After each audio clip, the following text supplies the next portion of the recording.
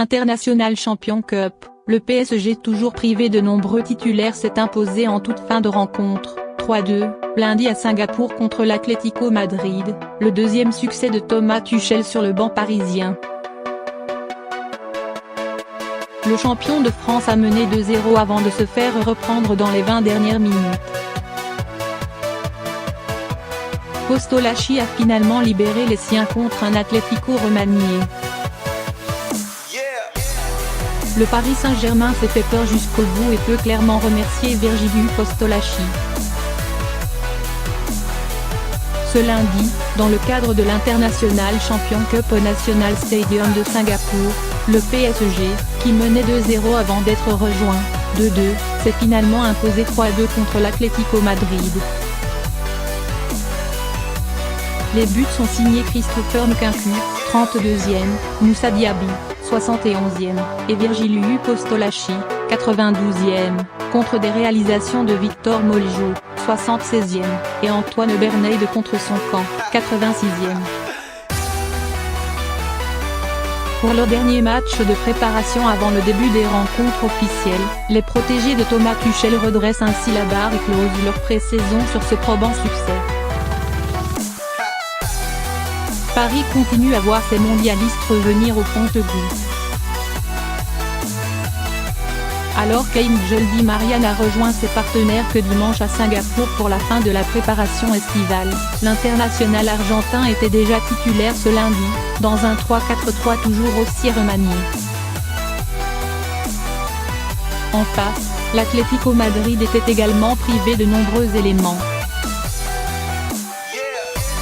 Déjà buteur contre Arsenal samedi, Christopher Nkunku a récidivé en ouvrant le score dès la 32e minute de jeu.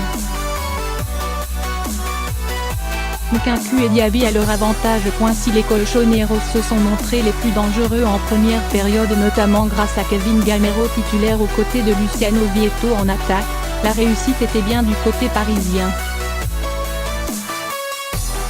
Derrière, la défense centrale, toujours privée de Thiago Silva, Marquinhos et Presnel Kimpembe, a été mise à rude épreuve.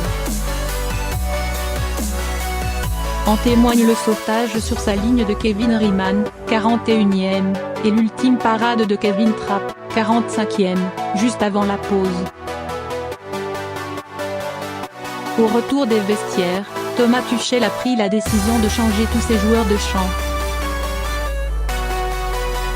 Les Parisiens se sont alors procuré davantage d'occasions par l'intermédiaire notamment de Timothy Weah, 56e, et Moussa Diaby qui a trouvé la barre transversale, 66e. Tout juste revenu de l'Euro U19 où la France a été éliminée jeudi dernier en demi-finale contre l'Italie, 2-0, Diaby a permis aux siens de faire le break, peu avant le dernier quart d'heure de jeu, 72e. Les Parisiens ont alors baissé le pied ce qui a permis à l'Atlético Madrid d'égaliser grâce à Victor Mollijo, 76e, puis Antoine Bernade, 86e, CSC. Alors que les tirs au but se profilaient, Virgilius Postolacci a arraché la victoire dans les arrêts de jeu, 92e.